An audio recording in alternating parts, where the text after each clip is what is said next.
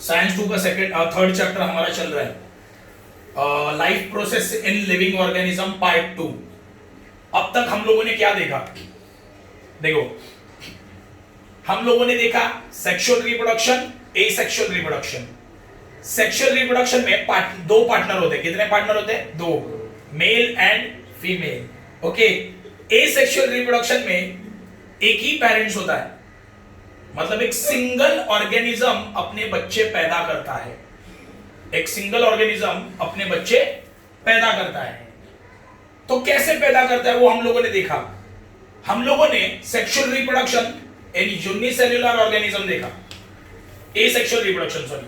Okay, देखो हम लोगों ने ये पूरा देख लिया है, asexual reproduction in unicellular organism. देखो यूनिसेल्युलर का मतलब क्या होता है? ऐसे ऑर्गेनिज्म जिनके बॉडी में एक ही सेल है। अमीबा की बॉडी में एक ही सेल होता है, और वो कौन सा रिप्रोडक्शन करता है? एसेक्सुअल। एसेक्सुअल मतलब अमीबा खुद अपने बच्चे पैदा करेगा, उसके लिए उसको किसी पार्टनर की जरूरत नहीं होगी।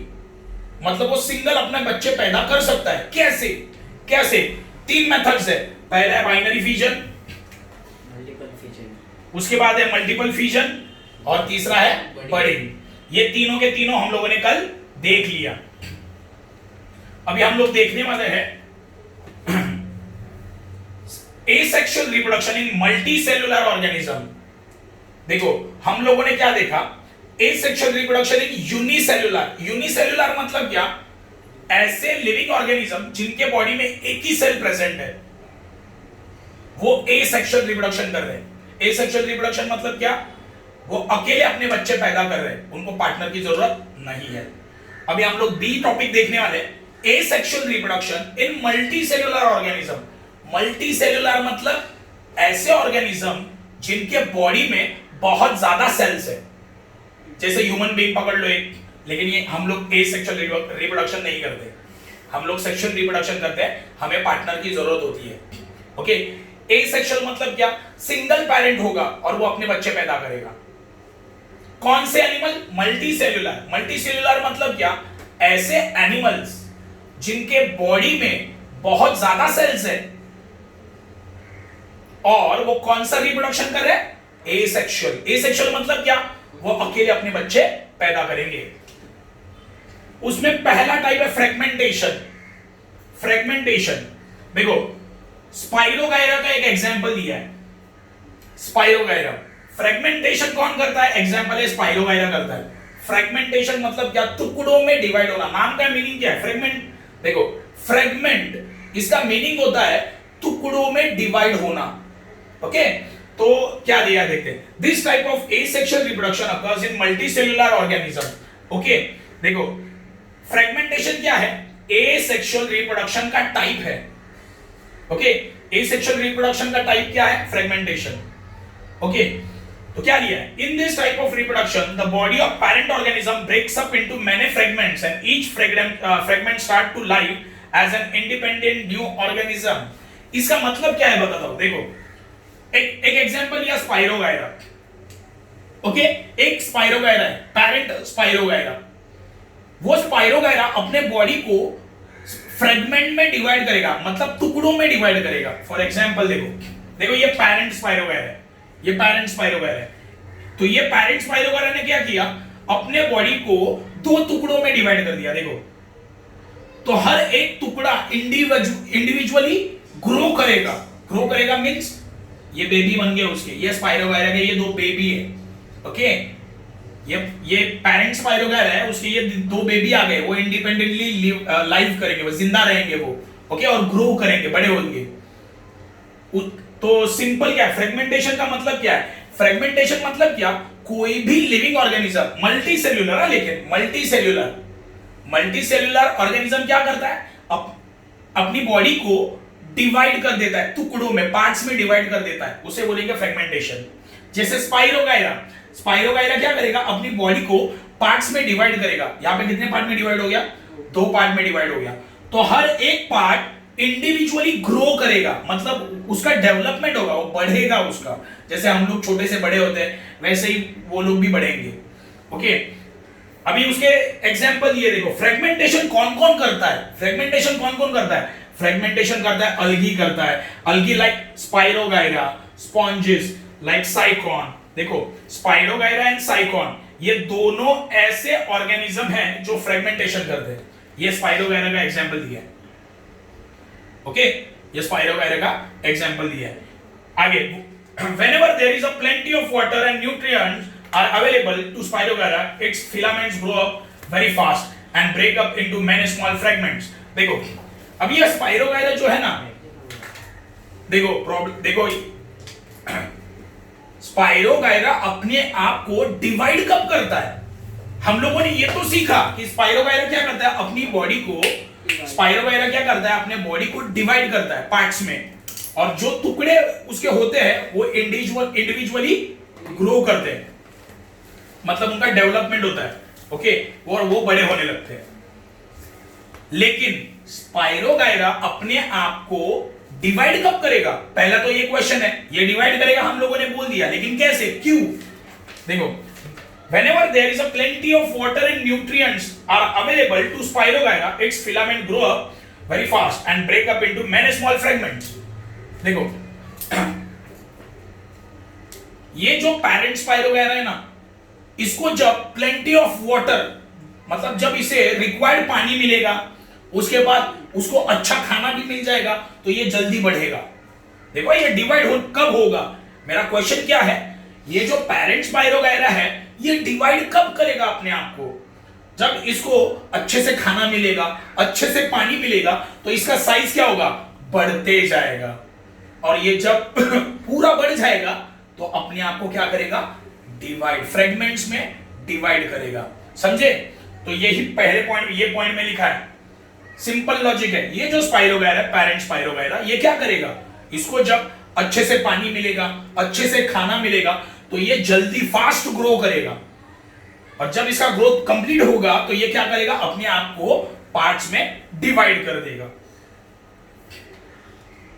और डिवाइड करने के बाद ईच फिलामेंट, या मतलब ईच, मतलब स्पाइरोगायरा के ये बेबी हो गए, है ना, तो ये हर एक बेबी इंडिविजुअली ग्रो करना स्टार्ट कर देगा, बढ़ना स्टार्ट कर देगा, वही सब लिखा है।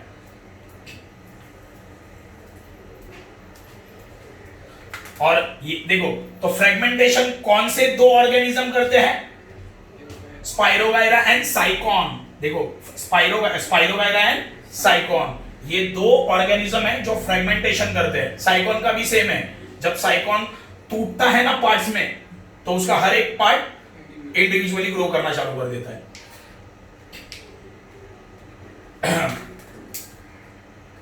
सेकेंड मेथड है तुम्हारा regeneration, sexual asexual reproduction in multicellular organism का सेकेंड पार्ट। क्या बोला समझे? देखो पहले तो नाम का मीनिंग अच्छे से समझ लो, एसेक्सुअल रिप्रोडक्शन। एसेक्सुअल रिप्रोडक्शन मतलब क्या, सिंगल पेरेंट होगा जो अपने बच्चे पैदा करेगा, और कौन से ऑर्गेनिज्म में हो रहा है, मल्टीसेल्युलर। मल्टीसेल्युलर मतलब ऐसे ऑर्गेनिज्म, ऐसे एनिमल्स जिनके बॉडी में बहुत ज्यादा सेल्स है। समझे क्या बोला, समझा? नाम का मीनिंग पहले समझाया मैंने। तो उसका पहला प्रोसेस क्या था, फ्रेगमेंटेशन। अभी दूसरा प्रोसेस क्या है, रीजनरेशन। दूसरा प्रोसेस रीजनरेशन। तो क्या लिखा है देखते हैं। You may know that the wall lizard breaks up and discards some parts of its tail in emergency। अच्छा, छिपकली देखी है? वॉल लिजर्ड मतलब क्या, तुम्हारी छिपकली, वो क्या करती है, उसका जब पूंछ हैवी बनता है ना, वो खुद अपने पूंछ को डिस्कार्ड कर देती है, मतलब अपने बॉडी से काट के फेंक देती है। क्या बोला, देखो देखो होता क्या है, जैसे जैसे छिपकली खा पी के बढ़ती जाती है, जैसे जैसे छिपकली खा पी के बढ़ती जाती है, तब होता क्या है, उसकी पूंछ भी बढ़ती जाती है। ओके, उसकी पूंछ भी क्या होती है, बढ़ती जाती है, और वो हैवी बन जाती है। क्या बोला समझा? मैंने बोला जब छिपकली को बहुत ज्यादा खाना मिलता है तो उसका साइज बढ़ते जाता है, तो उसका जो पूंछ होता है वो भी बढ़ते जाता है, और वो पूंछ इतना हैवी होता है कि हैवी पूंछ की वजह से छिपकली को चलना नहीं होता, चलने के लिए प्रॉब्लम होता है। फिर तो छिपकली क्या करती है, अपनी पूंछ को डिस्कार्ड कर देती है। डिस्कार्ड मतलब निकाल के फेंक देती है। लेकिन छिपकली के पास एक पावर ऐसा होता है कि वो अपनी पूंछ को वापस रीजनरेट कर सकती है। रीजनरेट मतलब क्या, भले उसकी पूंछ उसने काट कर फेंक दी तो उसको वापस पूंछ आ सकती है। यह प्रॉपर्टी को बोला जाता है रीजनरेशन। रीजनरेट करना मतलब वापस उसे तैयार कर देना। रीजनरेट मतलब क्या, रीजनरेट करना मतलब क्या, वापस किसी चीज को बना देना। मैंने क्या बोला समझाइए, रीजनरेशन। बहुत एग्जांपल दिया मैंने, वॉल लिजार्ड मतलब तुम्हारी छिपकली, उसकी पूंछ जब बढ़ जाती है, उसका साइज जब ज्यादा हो जाता है तो छिपकली को चलने के लिए प्रॉब्लम होती है, तो छिपकली क्या करती है, अपनी पूंछ को काटकर फेंक देती है। लेकिन कुछ समय बाद वो छिपकली को वापस पूंछ आ जाती है।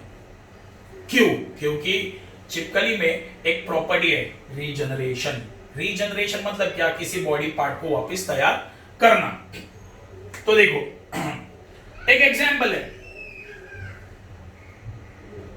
animal planaria breaks up its body into two parts and thereafter each part regenerate remaining part of the body and thus two new planaria are formed. This is called regeneration. एक एग्जांपल है, और एक animal है planaria.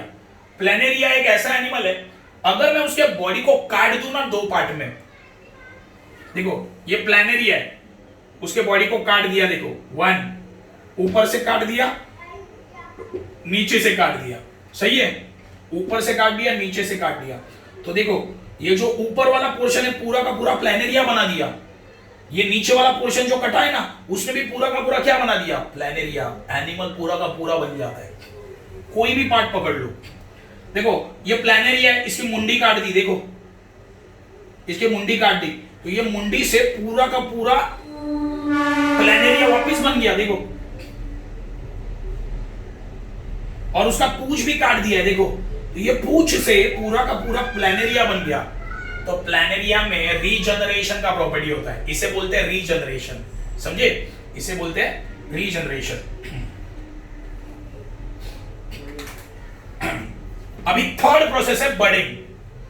Third process क्या है, budding. In case of hydra under favourable condition a specific part of its body and outgrowth is form by repeated division of regenerative cell of the body wall। देखो third process है budding. Budding किस में होता है, hydra में होता है। Hydra एक प्लांट है, हाइड्रा क्या है, प्लांट है। देखो in case of hydra under favourable condition at specific part of its body an outgrowth is formed by repeatedly division of regenerative cell of body wall। देखो पढ़ने में बहुत ज्यादा डिफिकल्ट लगता है लेकिन है इजी। देखो यह हाइड्रा एक प्लांट है, ये बडिंग करता है, बडिंग, बडिंग से बच्चा पैदा करता है। कैसे, यह हाइड्रा बडिंग से बच्चे को पैदा करता है। कैसे, जब हाइड्रा के पास प्रॉपर न्यूट्रिएंट्स है, इसको फेवरेबल कंडीशन भी है। मतलब क्या है, देखो तुम लोगों को पता है मैंगो का सीजन कब होता है, समर में, सही है, क्यों, फेवरेबल कंडीशन है। एक एग्जांपल दिया, वैसे ही हाइड्रा एक प्लांट है, इसके लिए भी एक फेवरेबल कंडीशन होगा ना कोई सीजन तो होगा।